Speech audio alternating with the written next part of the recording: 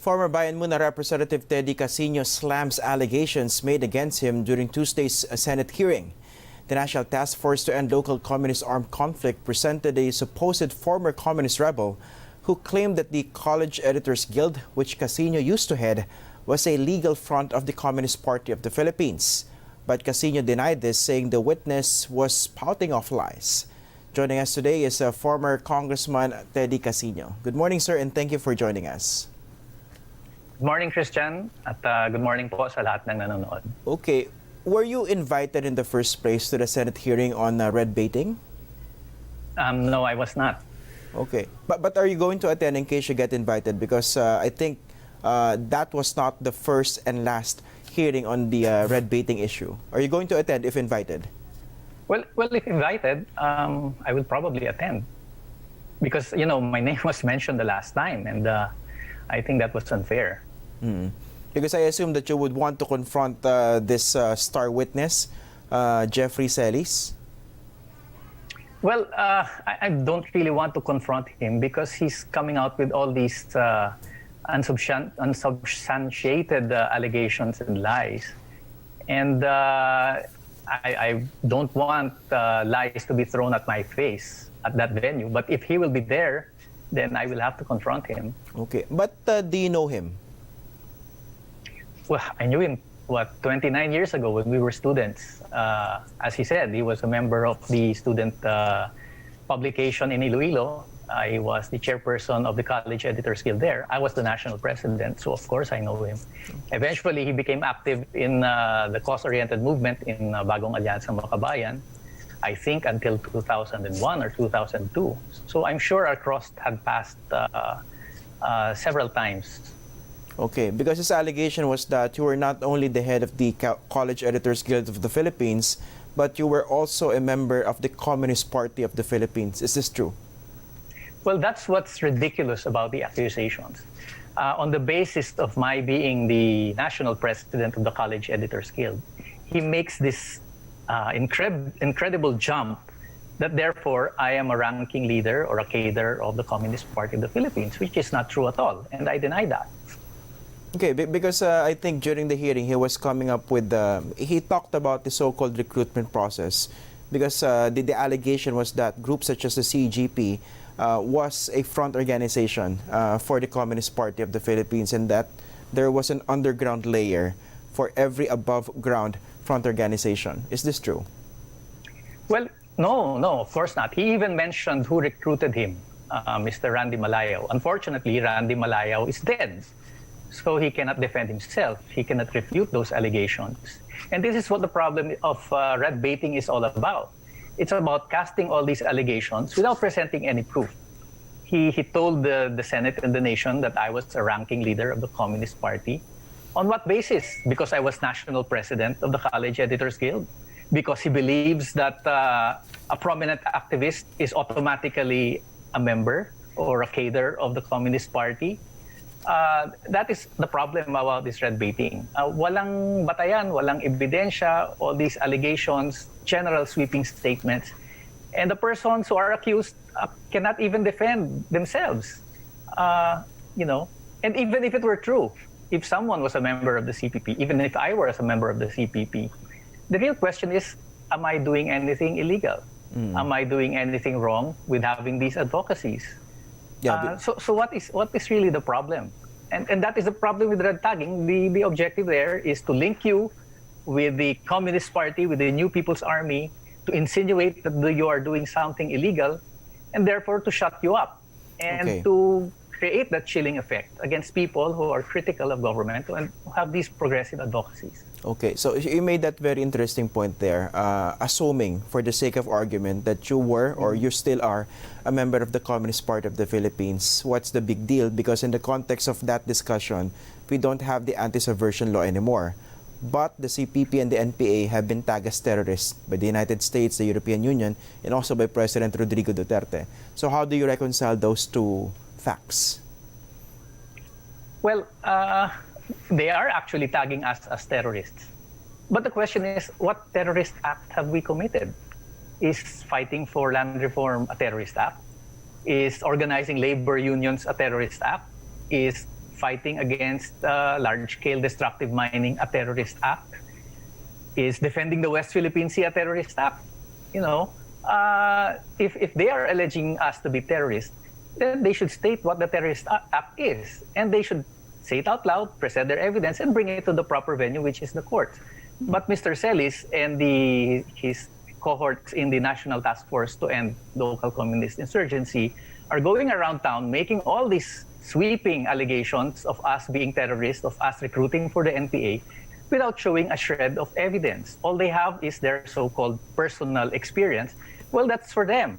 I mean, if he became an NPA, if that is true, I wouldn't know.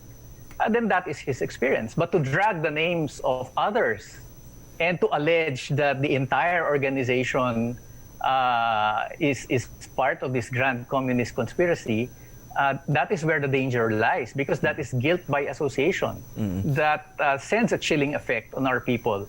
And even celebrities who lend their voice to advocacies like Liza Soberano, like Catriona Gray or Angel Lexin, are now being tagged as communist supporters or communist enablers. So, patatahimikin lang sila. And that is really the danger there. Freedom of expression. And worse, it sets you up for trumped-up cases, for physical attacks, even for extrajudicial killings, as what happened to many of the activists who have been red tagged. Okay. Now, for the record, were you ever recruited, or did anyone try to recruit you to be part of the Communist Party of the Philippines before?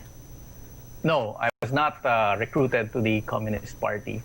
But you know, I am not a member of the Communist Party. I am a National Democrat. I have a socialist perspective. I believe in many of the teachings of Marx. But does that make me a member of the Communist Party? Does that make me a member of the New People's Army? Does that make me a terrorist? You know, malinaw naman yung definition ng rebellion sa ating bansa. And in fact, this very same accusation was made against me in 2006, again in 2007. Several cases that were all dismissed by the courts because there is no evidence, there is no basis.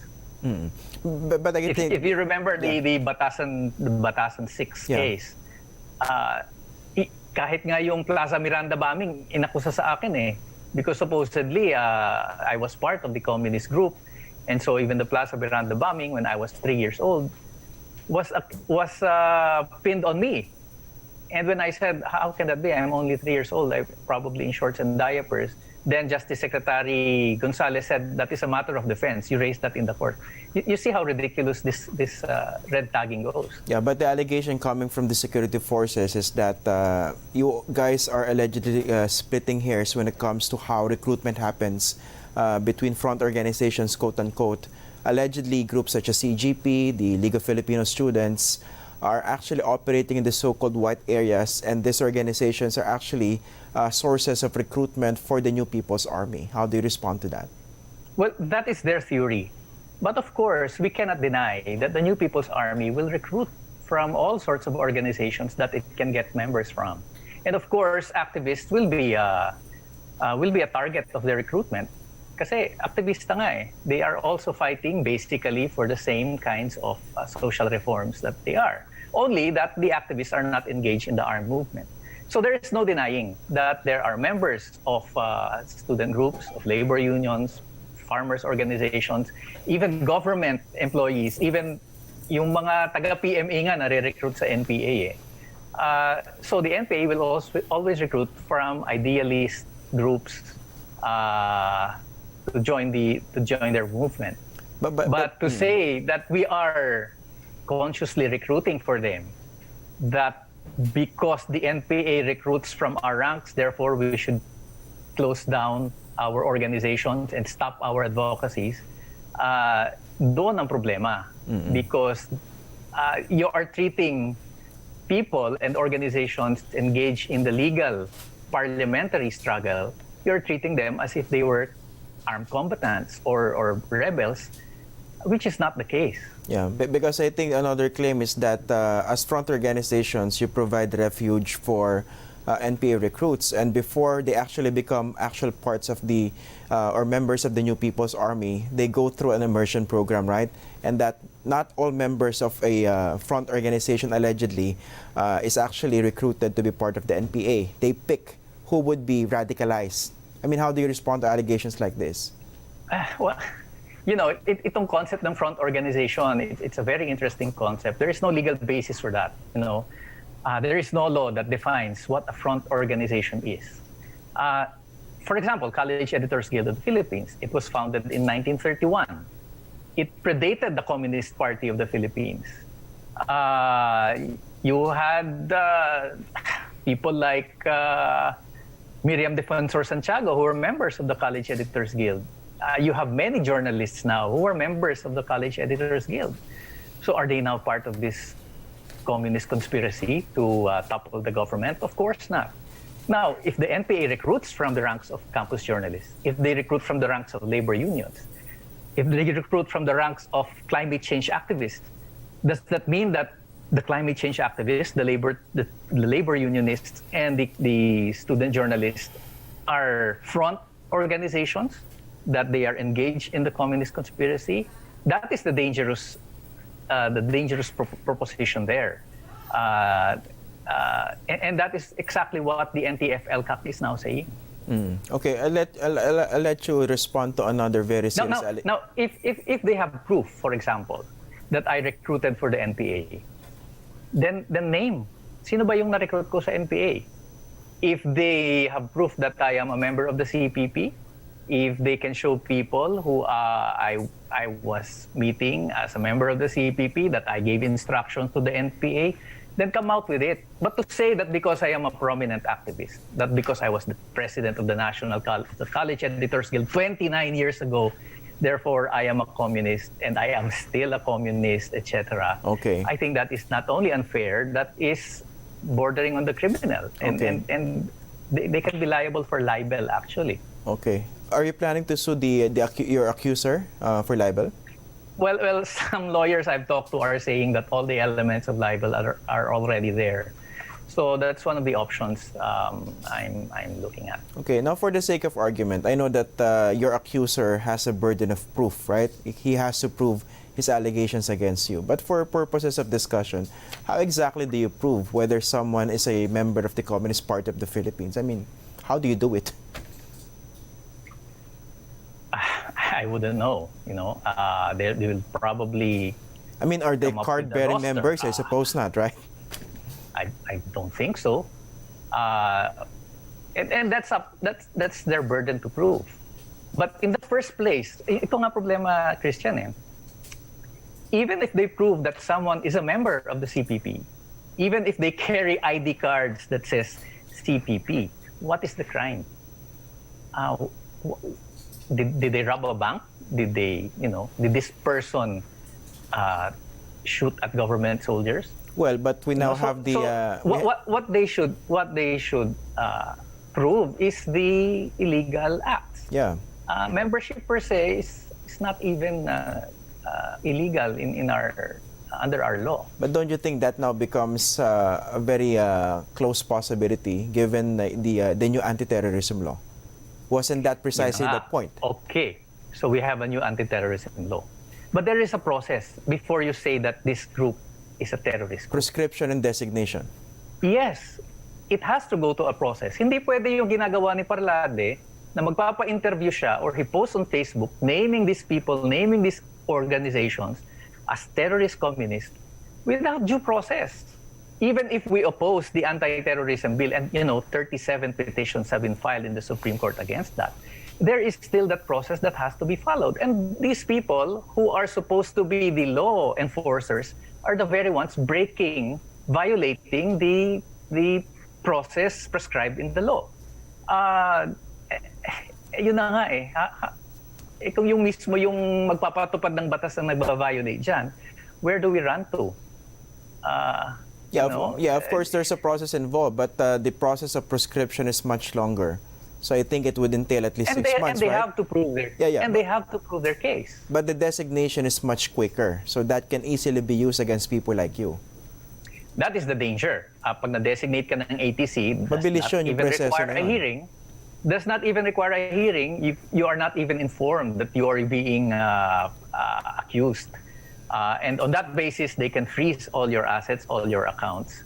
And precisely these are the things that are being questioned in the Supreme Court, because the Anti-Terrorism Council cannot be your judge, jury, and executioner. Okay. At the very least, it should pass through a judicial proceedings through the courts, which was the original provision in the original anti-terrorism law. Okay. Now I'll ask you about this video being circulated about Jose Maria Sison allegedly red baiting. He himself doing the red baiting on groups such as Bayan. You're familiar with this video, right? This is being circulated also by the military. It was, I think, taped either in 1987 or 1988. This was in Belgium. His statement was, at any rate, even if there are forces of the armed revolution, there are the legal democratic forces in the Philippines. It is true that the minority class, especially only the party which represents it, cannot win the Philippine Revolution all by itself. I mean, the insinuation here, if you ask your accusers, is that you might not be technically taking up arms now, but you also have the same objectives as that of the New People's Army, which is to bring down the government.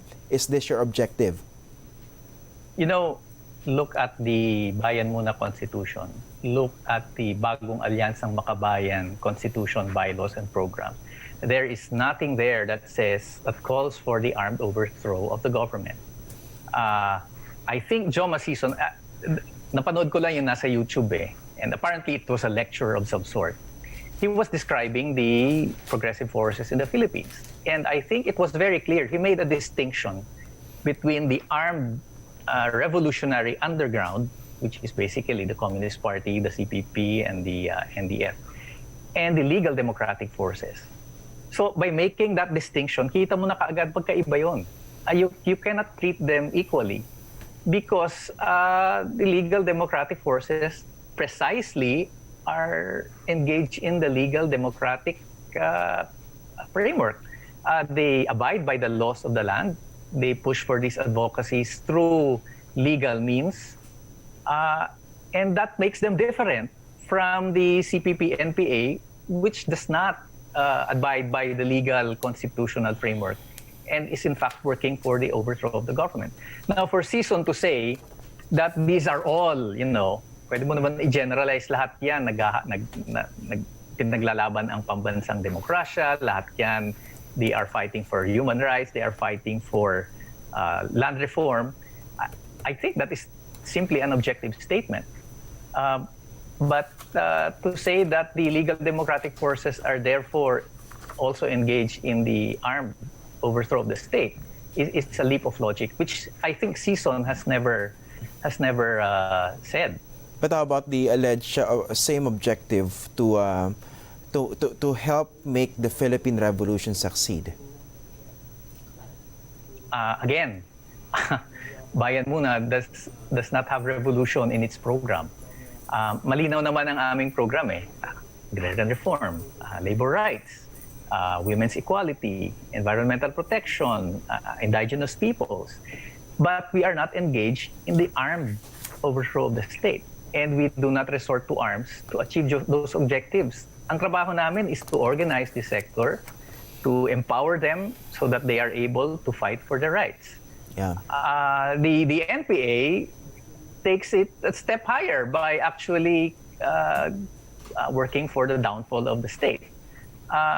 So magkaiba yun. And that distinction has to be clear. Otherwise, parang automatic na kapag ikaw ay progressive, ikaw ay pushing for this progressive views on human rights, etc., you are now branded as a communist terrorist or a front or an enabler. And that is where the chilling effect comes in. And that is precisely what Hitler did to the left in Germany, what Suharto did to the mass movement in Indonesia, what Marcos did under martial law. Kaya nga red baiting ang tawag by painting you red, you become the bait for all these political attacks, for these physical attacks, even military operations. And that basically kills democracy. It infringes on your right to organize, to express, and to air your grievances. Okay, and precisely the point why Bayan Muna, groups such as Bayan Muna, have decided to join the actual legislative process, the parliament. You're part of that because there's a law. Yes. When I was in UP, there was all these radical ideas spreading around.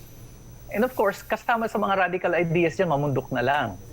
But it's the choice of an activist. Mamumundok ba siya o hindi? In my case, I've never resorted to taking up arms. Now, those who take up arms, that is their option, and I respect that.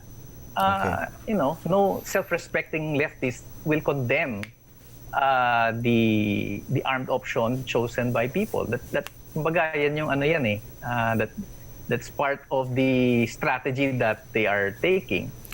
Our attitude there is to respect that option and to engage with them. Madaling i-condemn but the rebellion is rooted in very legitimate historical grievances. Yeah, but because your context is that we are in a civil war. Sorry for cutting you off, but you mentioned something very important there, and that is one of the issues often raised against you. Sabi mo, no self-respecting activists will actually condemn the armed option by the other members of the left, diba? Pero that's why you're being challenged by those in government, by those supporting this administration, saying na, why don't you guys condemn, for instance, the torching of cell towers, extortion activities by the NPA? I mean, how do you respond to that? I know that you're talking about this in the context of a revolution or an ongoing civil war. Hindi lang yan what they actually want us to condemn is the armed struggle itself. And the armed movement, the CPP-NPA, denounce the CPP-NPA. But how can you condemn fellow Filipinos who are fighting basically for very similar things that we are pushing for? Land reform, human rights, workers' rights, women's rights, environmental protection, national sovereignty, a more democratic political system. Nagkaiba lang naman kami sa paraan These Filipinos are doing it through armed struggle because in their circumstance, they feel that is their only option. Kami, we're doing it through the legal means. Now, we will not condemn them, but we will engage with them. Kaya nga, ang part ng advocacy namin is the peace talks. The proper way to engage with these rebels is not to condemn and to kill them, but to engage them in serious talks. Because pwede naman pag-usapan yung mga bagay na yan And it would be best if the government and the rebels can actually come to a political settlement and agreement to work together for these very common issues and very common reforms. And that is our frustration with the peace process. Na maganda yung pinagsimulan ni Duterte, but probably because of the pressure from the military, inabandon na yung peace talks. Okay. And finally, Teddy, I'd like you to respond to this as well. We don't have much time anymore. This hypocrisy issue being raised against members of the left. You mentioned President Rodrigo Duterte. Bakit daw ngayon binabanatan niyo si Duterte, pero in the first place, kumampi kayo sa kanya? He actually basically endorsed some of his policies. I mean, and now you're talking about issues against him. I mean, how do you respond to this? Basically, you slept with the enemy raw. Christian, we're basically issue-based. We are not personality-based. If you remember, even for a time in 2001, we worked with President Gloria Macapagal Arroyo. So it issue-based kami. Hindi porket politiko yan, our loyalties lie with him. So at the start of his administration, by the way, we did not support Duterte during the elections. No? We supported another candidate. But anyway, at the start of his government, he opened the door for progressive members of cabinet. He resumed the peace talks. He was saying all these good things about asserting national sovereignty, pushing for independent foreign policy. And these were good things. And we felt that these were policies that should be supported. But later along the way, nagbago Nagbago yung ihip And nag-focus na siya sa kanyang war on drugs, and apparently not serious about all these reforms that he promised. So there was a parting of ways. Okay. And that is well documented. So we work with whoever we can work with, but our loyalties are not bound by personalities, but we are issue-based.